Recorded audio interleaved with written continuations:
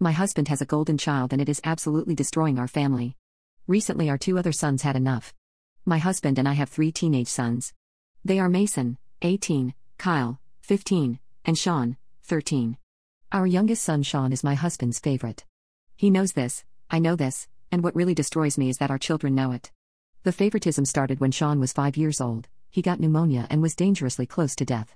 Through the entire hospital stay, Sean always wanted his dad above anyone else, and it bonded them. Ever since then, my husband has always favored and spoiled Sean to the detriment of his relationships with Mason and Kyle. The 2 older boys noticed as they got older and were understandably hurt that Sean was the golden child who could do no wrong. Sean destroyed their stuff, hit them, and stole money from them. Their dad always excused Sean's actions. I had several conversations with my husband throughout the years about how he needs to realize he has 3 sons, not just one. The stuff I said seemed to go in one ear and out the other. I truly realized how big the favoritism was when Sean stole $200 in cash from Mason's wallet, and instead of making Sean give it back, their dad told Mason to let it go and to forgive Sean, simply because he was younger and less understanding. Fast forward to today. Kyle's school had an award ceremony that Kyle would be presented an award at. The ceremony was virtual, and was essentially a large group video call where the kids would be recognized for their academic achievements, and there was a raffle for several prizes. Kyle was excited because one of the prizes was a game system he wanted. Parents were invited to join in on their own computer to get an extra entry for raffle prizes on behalf of their children. I wasn't going to be able to make it as I had work, but I told my husband to just drop in and watch them read Kyle's name, as well as stick around so Kyle could have a slightly better chance at getting the prize he wanted. Again, this was a virtual event. All that my headache-causing husband had to do was go to the website and sit there for less than half an hour. He said he'd do it no problem. On the day of the event, I reminded him before I left for work to make sure he showed up. I sent him the invite link again while I was at work just to be sure he had it, and he assured me he'd be there. Well, the event came and went. Kyle was in his room on his own laptop for the event, and my husband never joined the group call. I was busy at work, so I couldn't message him back until almost an hour after the event ended. I asked how it went.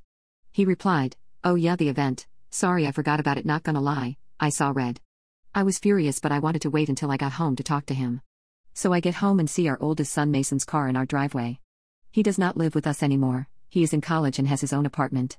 I walk inside and our youngest Sean is in the living room looking upset. I ask him what's wrong and he says the other boys are fighting with Dad.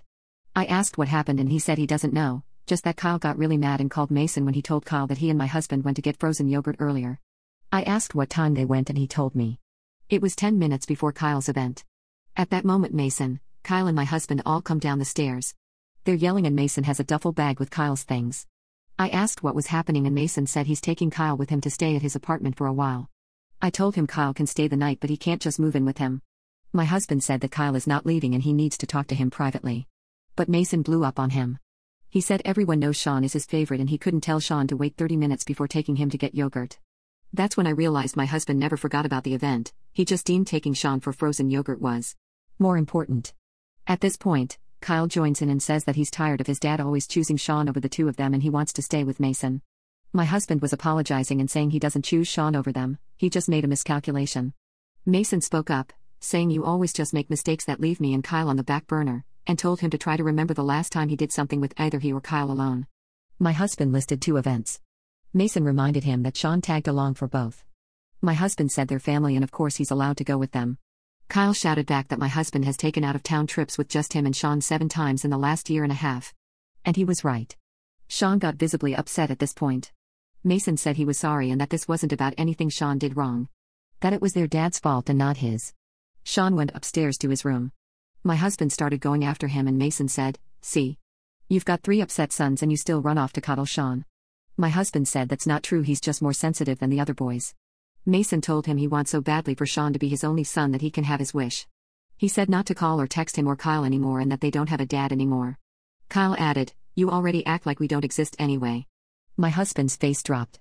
The way he was neglecting our 2 older boys finally hit him. I was a sobbing mess. I could see the hurt in both my sons' eyes. I told them to stay so we could talk and find a solution.